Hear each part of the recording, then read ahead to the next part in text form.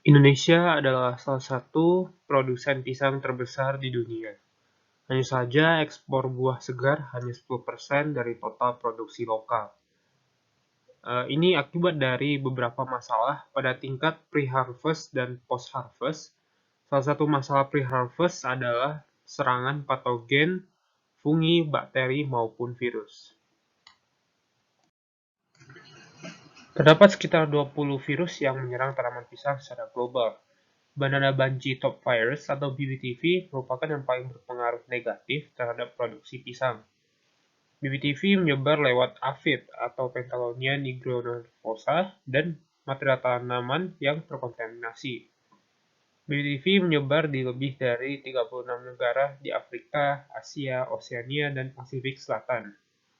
Di Indonesia sendiri, pertama kali BBTV ditemukan pada tahun 1979 di Bandung, dan sekarang sudah menyebar ke banyak area di seluruh Indonesia. Banana Bunchy Top Virus menyebabkan penyakit Banana Bunchy Top Disease atau BBTD. BBTD menyebabkan penurunan produksi buah pisang sebesar 70-100% dalam satu musim. Mayoritas kultivar pisang diketahui rentan terhadap BBTV. Kultivar tersebut meliputi muli, nangka, raja, kepok, ambon, dan lain-lain. Gejala BBTD meliputi stunting, terjadinya hambatan pertumbuhan pisang dengan daun yang membengkok, tepian daun kuning dan rapuh.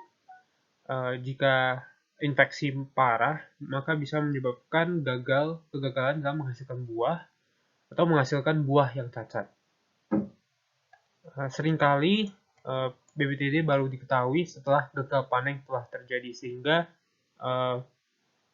adanya kit diagnostik untuk men-track perkembangan penyakit ini secara dini akan menjadi sangat menguntungkan bagi petani. Selanjutnya akan dijelaskan mengenai genom dari BBTV. BBTV merupakan virus single-stranded DNA dengan genom yang tersegmentasi atau multipartite genome. Genom dari BBTV terbagi menjadi 6 bagian yang berbeda, yakni bagian U3, S, M, C, N, dan R yang masing-masing memiliki fungsi yang berbeda. Pada bidang penelitian seperti diagnostik dan filogenetik, bagian genom BBTV yang sering digunakan adalah bagian DNA-R. Bagian ini memiliki fungsi untuk mengkode protein rep yang berperan dalam inisiasi replikasi DNA. DNA-R ini memiliki sifat yang lestari, sehingga bagian ini cocok digunakan sebagai marker genetik. Sebelumnya, sudah terdapat berbagai tes diagnostik untuk BBTV, namun masih terdapat beberapa kekurangan pada setiap metode yang digunakan. Contoh tes diagnostik yang digunakan adalah ELISA. Metode ini memiliki kekurangan, yakni sensitivitasnya rendah.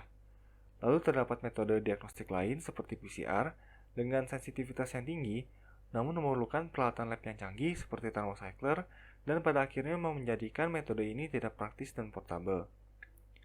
Maka dari itu, tujuan dari rancangan tes diagnostik ini adalah yang pertama, untuk mengatasi limitasi dari metode berbasis amplifikasi untuk mendeteksi BBTV pada sampel tanaman pisang. Kemudian, tujuan yang kedua adalah untuk mengajukan sistem diagnostik BBTV baru yang berbasis teknologi CRISPR untuk hasil yang lebih spesifik, lebih sensitif, mudah, dan dapat diaplikasikan di lapangan tanpa memerlukan peralatan lab yang besar dan mahal. Berikut ini adalah overview dari sistem diagnostik yang kami rancang, yakni detektor V2 BBTV. Tanaman pisang yang ingin didiagnosis, diambil sampel daunnya, kemudian diambil lisat selnya. Setelah itu, sampel akan melewati tahapan Hudson, dan kemudian sampel akan memasuki tahapan diagnostik one pot yang telah dirancang. Pada tahapan one pot ini, akan terjadi proses amplifikasi dengan metode RPA, dan juga deteksi sequence target menggunakan detektor dan enhance. Seluruh proses ini akan berjalan secara bersamaan. Hasil dari deteksi sequence target menggunakan detektor akan divisualisasikan dengan menggunakan lateral flow assay strip yang juga kami rancang. Persiapan sampel merupakan tahap pertama dari metode diagnostik yang kami rancang. Pertama-tama, sampel daun pisang akan dicacah dan dimasukkan ke dalam buffer ekstraksi. Buffer ekstraksi mengandung NaOH 0,5 molar dan NDTA 10 mikromolar. Setelah itu, sampel daun akan digerus dan kemudian divortex selama 30 detik. Kemudian, sampel akan memasuki tahapan Hudson atau Heating Unextracted Diagnostic Samples to Obliterate Nuclease. Pemanasan dilakukan untuk menonaktifkan nuklease yang dapat mengurangi sensitivitas dari tes diagnostik. Hudson terbagi menjadi dua tahapan, yakni pemanasan pada suhu 50 derajat Celcius selama 5-20 menit, lalu pemanasan kedua pada suhu 95 derajat Celcius selama 5 menit. Setelah melewati tahap persiapan ini, sampel telah siap untuk digunakan. Pada metode RPA, akan digunakan sepasang primer forward dan reverse, protein rekombinase, ATP rekombinase loading factor, crowding agent, protein SSB, dan DNA polymerase. Pertama-tama, primer akan terintegrasi dengan protein rekombinase, lalu kemudian rekombinase ini akan menyelipkan primer ke dalam double strand DNA pada lokasi yang berkomplement dengan primer. Setelah primer berada di dalam double strand, protein SSB atau single stranded binding protein akan menempel pada strand DNA untuk menjaga integritas dari struktur single stranded DNA yang telah terbentuk. Kemudian, protein rekombinase akan terdisintegrasi dan DNA polimerase dengan sifat strand displacing akan memulai proses elongasi dan menggantikan protein SSB. RPA memiliki target yang cukup beragam mulai dari RNA hingga DNA. Reaksi amplifikasi yang dilakukan melalui RPA bersifat isotermal dengan suhu inkubasi 22 hingga 45 derajat Celcius dengan durasi amplifikasi 20 hingga 40 menit. Lalu, RPA memiliki limit deteksi sebanyak 1 kopi saja yang menunjukkan bahwa metode ini sangat sensitif dan metode ini dapat diaplikasikan untuk multiplex PCR.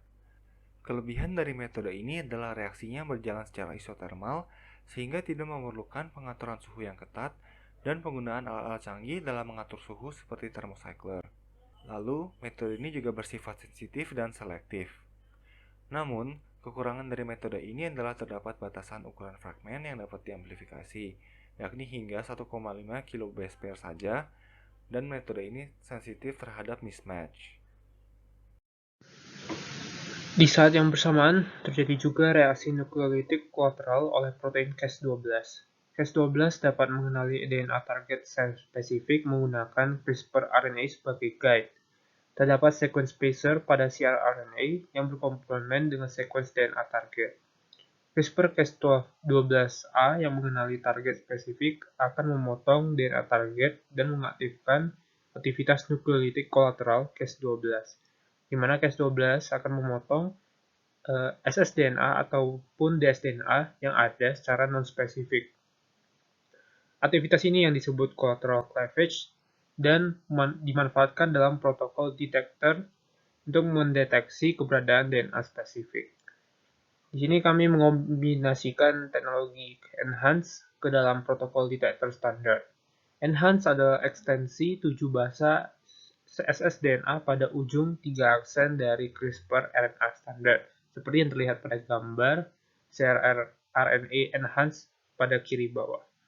Enhance diketahui dapat meningkatkan aktivitas kolateral CRISPR-Cas12 hingga 3,5 kali lebih tinggi, sehingga akan menimbulkan sinyal yang lebih baik. Pada kasus ini, kami memprogram Cas12 agar dapat mengenali sequence spesifik pada gen REP-BBTV. Ketika ada DNA target pada Cas12, maka reporter nuklease berupa ssDNA pendek TTATT akan terpotong. Sedangkan ketika tidak ada DNA target, maka reporter tidak akan terpotong. Pada ujung 5 aksen, DNA reporter tersebut terpasang molekul FAM, dan pada ujung 3 terpasang molekul biotin. Molekul tersebut yang digunakan sebagai ligan untuk memvisualisasi hasil aktivitas nukleolitik Cas12 menggunakan lateral flow assay. Strip LFA Millennia Hybrid Tech yang tersedia secara komersil oleh TwistDx digunakan dalam tes ini.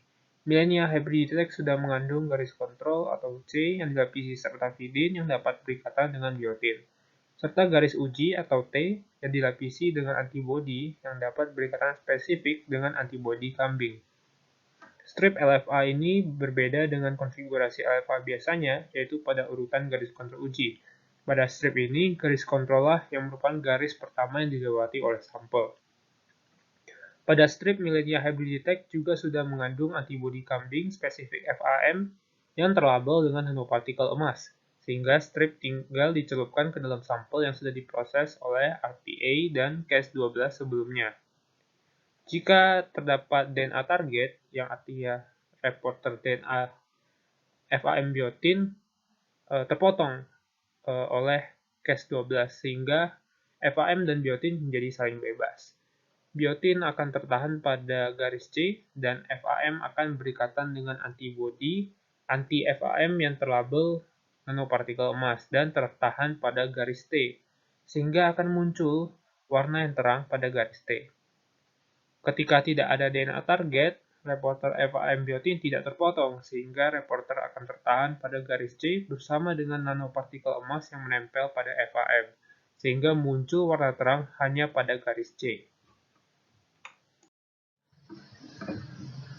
Karena saat ini belum ada tes berbasis CRISPR yang dikembangkan untuk PBTP, maka kami harus mendesain sendiri spacer untuk cRNA serta primer untuk amplifikasi RPA.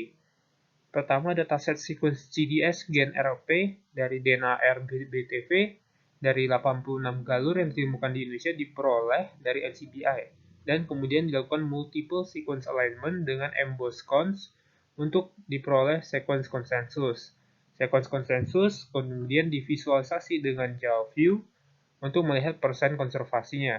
Hasil alignment menunjukkan sequence gen RLP dari 86 galur BBTV Indonesia memiliki konservasi sequence yang tinggi, yaitu di atas 90%, kecuali di basa ke 156, yaitu sekitar 52%, dan 165, yaitu sekitar 71%. Kemudian sequence konsensus tersebut digunakan sebagai template untuk mendesain cRNA. Kami membuat skrip Python sederhana untuk menghasilkan semua 24 mer yang mungkin dari sequence konsensus dan kemudian difilter untuk hanya menampilkan 24 mer yang memiliki sequence PAM. Sequence PAM untuk CRISPR-Cas12 yang kami pakai adalah sequence G atau C atau T pada bahasa pertama diikuti dengan 3 bahasa A di ujung tiganya. Kandidat target kemudian diuji menggunakan BLAST untuk memilih sequence yang spesifik terhadap PBTV saja, atau setidaknya tidak ditemukan pada bakteri, tumbuhan pisang, dan virus lainnya. Primer untuk amplifikasi dengan RPA didesain untuk primer BLAST dengan pengaturan yang sesuai untuk primer RPA. Karakteristik primer dan amplikon yang baik untuk metode RPA yang digunakan dalam desain diagnostik ini meliputi ukuran amplikon 100-200 base pair, ukuran primer 30-35 base pair, konten GC amplikon 40-60%, konten GC primer 20-70%, suhu leleh primer 50-100 derajat Celcius, dan panjang maksimum perulangan mono dan nukleotida adalah 5. Primer didesain menggunakan sequence konsensus dari hasil alignment yang telah dijelaskan sebelumnya.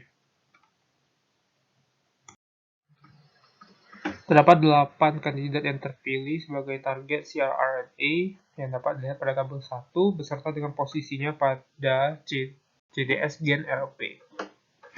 10 pasangan primer RPA hasil primer BLAST dapat dilihat pada gambar kanan bawah. Target cRNA yang digunakan harus berada dalam amplikon, tetapi tidak boleh di dalam sequence primer untuk menghindari positif palsu.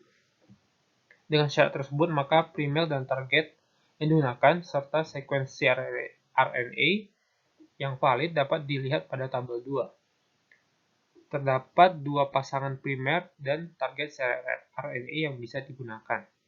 Maka untuk menentukan pasangan yang terbaik, maka harus dilakukan validasi secara wet lab.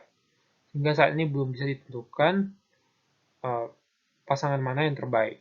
Tapi secara teori, kedua pasangan tersebut dapat digunakan dalam mendeteksi BPTV.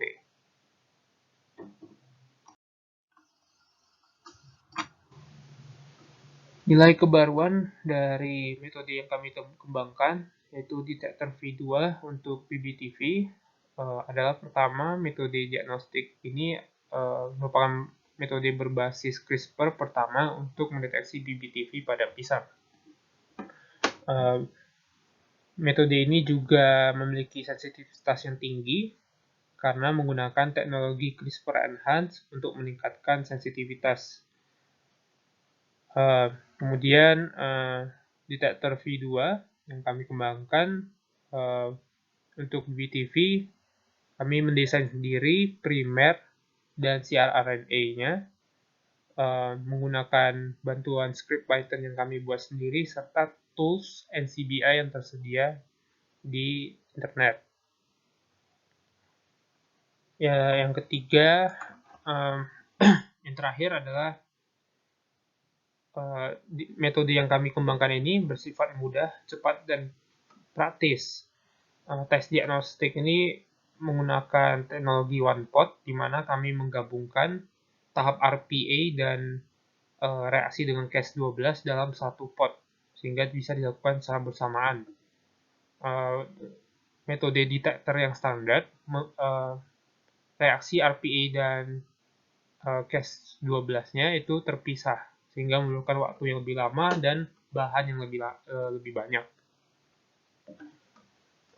Kemudian amplifikasi menggunakan metode RPA yang bersifat isothermal, sehingga tidak memerlukan peralatan yang ribet seperti thermocycler, dan bisa dilakukan reaksi tersebut hanya dengan menggunakan suhu tubuh saja. Kemudian hasil visualisasi juga menggunakan lateral flow strip yang sangat mudah digunakan, hanya tinggal mencelupkan ke dalam sampel yang sudah diproses. Kemudian metode pengambilan sampel juga sangat mudah, tidak memerlukan tahap purifikasi nukleotida, hanya perlu membuat liset dari daun dan juga melewati protokol Hudson untuk menghancurkan nuklease. Kemudian metode ini juga dari keseluruhannya dapat dilakukan dalam waktu 40-60 menit berdasarkan teori, sehingga tergolong cepat ya dibandingkan dengan PCR.